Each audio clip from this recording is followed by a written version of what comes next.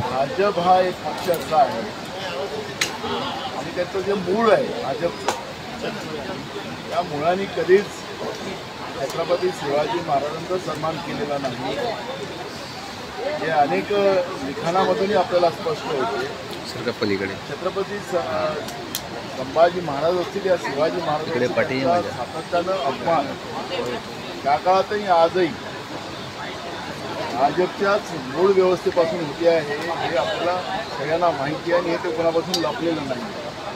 त्यामुळे मला त्या इतिहासात जायचं नाही। कोल्हाटकरचा जो इश्यू आहे अबू आझमीचा आज जसं ज्या पद्धतीची कारवाई त्याच्यावर केली त्याचं समर्थन आम्ही केलेलं आहे, पण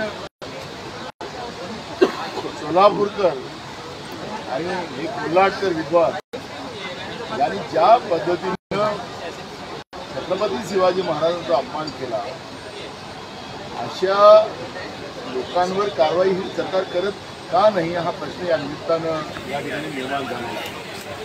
मुख्यमंत्र्यांनी इतिहासात जाण्यापेक्षा आजच्या स्थितीला जे तुमच्या हातात आहे ते करण्यापेक्षा इतिहासात येतं आणि आम्ही जेव्हा विरोधी पक्षाच्या वतीनं कोल्हाटकरांवर कारवाई करायची भूमिका आम्ही मांडली तर सत्ता पक्षाच्या मंत्र्यासकट आमदारासकट रेलमध्ये येऊन गोंधळ करण्याचं काम सत्ता पक्षाकडून झालेलं आहे। हा इतिहासाचा नाही आजची घटना आहे। म्हणजे शिवाजी महाराजांचा अपमान करणाऱ्या व्यक्तीचं समर्थन आज विधानसभेत सत्ता पक्षाच्या भाजपच्या आमदारांनी त्या ठिकाणी केलेलं आहे हे आपल्याला सगळ्यांना दिसते आहे आणि म्हणून मुख्यमंत्र्यांनी इतिहासात जाण्यापेक्षा या लोकांवर कारवाई करावी आणि तुमच्या भोवती जे छत्रपती शिवाजी महाराज आणि महापुरुषाचा अपमान करणारी जी मानसिकता तुमच्या सरकारमध्ये आणि पक्षामध्ये आहे त्याच्यावर तुम्ही आता कठोर कारवाई करायला निघालेले आहेत हे महाराष्ट्राला आणि देशाला दाखवा। कोल्हापूर असेल सोलापूर असेल यांच्यावर कारवाई हो यासाठी सत्तेच्या बाहेरून प्रेशर सरकारवर आणला जाते। बिलकुल आहे आखरी म्हणून मी मगाशी म्हणालो की त्या पद्धतीनं जे काही आज रणनीती सत्ता पक्षाकडून झाली पाशवी बहुमताच्या आधारावर महापुरुषांचा अपमान करणाऱ्या अशा विषारी व्यक्तिमत्वांना कसं त्या ठिकाणी कॉपरेट केलं जाते आणि त्यांना संरक्षण दिलं जाते हे आपण पाहिलेलं आहे। त्याच्यामुळे यांच्यावर दिल्लीमध्ये बसलेले यांचे आका जे आहेत त्यांचा दबाव आहे का हा प्रश्न या ठिकाणी निर्माण होता। नाना कोकाटेंना पुन्हा कोर्टाने दिलासा दिलेला आहे। एकीकडे 1-1.5 आठवडा हा संपूर्ण कालावधी होता सरकारकडे त्यांचा राजीनामा गेला पण कारवाई झाली नाही आणि त्याच्यानंतर आता पुन्हा न्यायालयाने त्यांना दिलासा दिलेला आहे ह्याकडे कसं पाहतो? राहुल गांधींच्या प्रकरणामध्ये त्यांना जसं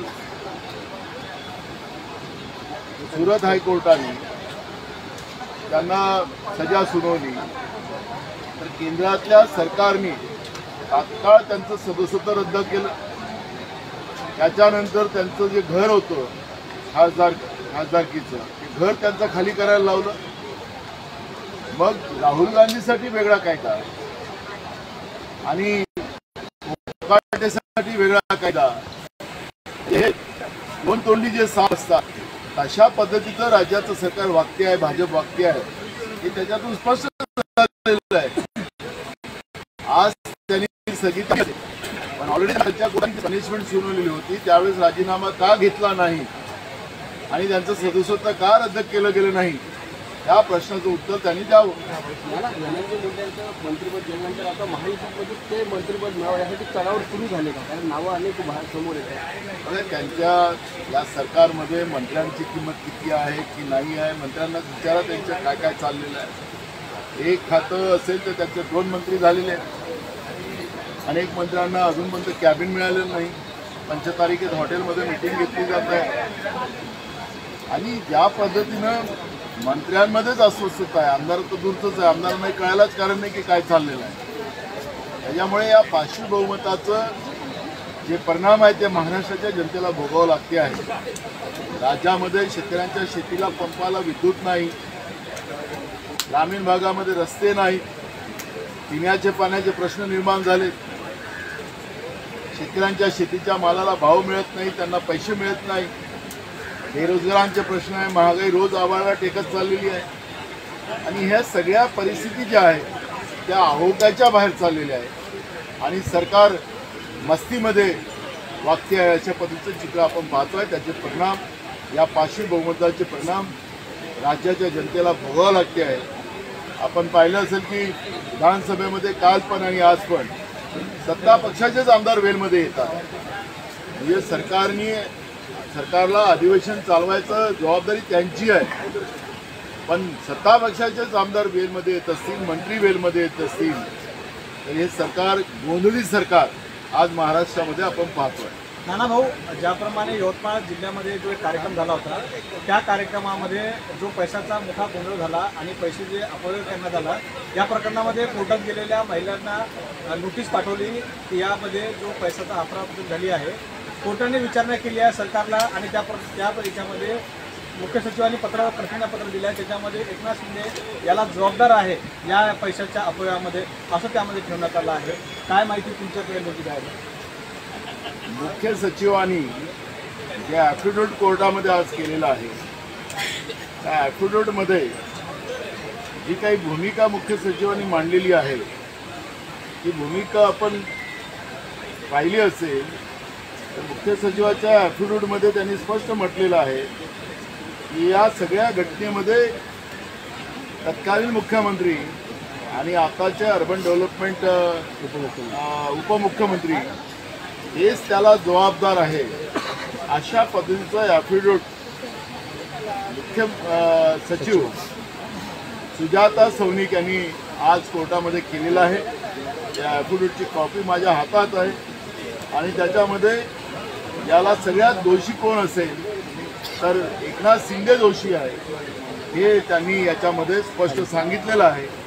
त्याच्यामुळे एक मोठा प्रश्न या निमित्तानं निर्माण झालेला आहे की सरकार आत्ताच आज औषधांच्या काळा बाजाराचा प्रश्न सुरू झालेला होता. कुठली तरी उत्तराखंडची कंपनी त्यांनी आणली, त्या कंपनीचा अतापत्ता नाही.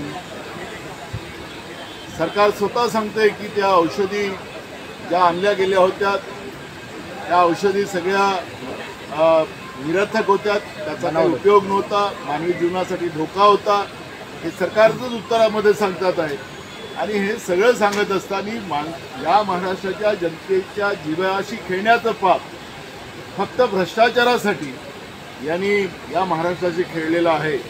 आणि त्याच्यामुळे अंगणवाडीचा असो, वॉटर सप्लायचा इश्यू असो, यवतमाळचा या सगळ्या प्रश्नामध्ये यांनी ज्या महिला मेळावे असतील त्याच्यामध्ये केलेला भ्रष्टाचार असेल, या सगळ्या याच्यामधला भ्रष्टाचार उघडकीस आलेला आहे. राज्याच्या मुख्य सचिवांनी तत्कालीन मुख्यमंत्र्यांच्या विरोधात आणि आताच्या उपमुख्यमंत्र्यांच्या विरोधात जे दोषी आहेत अशा पद्धतीचं ॲफिडेव्हिट करून देण्याचं काम जे झालेलं आहे महाराष्ट्राच्या इतिहासातली ही पहिली घटना आहे. त्यामुळे सरकारमध्ये असलेले हे जे भ्रष्टाचारी आणि उपद्रवी आणि महाराष्ट्राला लुटणारी जी मानसिकतेचे लोक बसलेले आहेत या सगळ्यांना आता पाय उतार व्हावं लागेल, नाहीतर महाराष्ट्राची जनता या सरकारला धडा शिकवल्याशिवाय राहणार नाही. आम्ही यांचा जॉब विचारू. आत्ता राज्यपाल महोदयांच्या अभिभाषणावर चर्चा सुरू झालेली आहे. उद्या या सगळ्या प्रश्नांचा अहवाल आम्ही विधानसभेत करू आणि राज्याच्या मुख्यमंत्र्यांनी या सगळ्या प्रश्नाचे उत्तर दिले पाहिजेत आणि राज्याच्या जनतेला ज्यांनी सांगितलं पाहिजे की नेमकं काय चाललेलं आहे महाराष्ट्रामध्ये हे या ठिकाणी स्पष्ट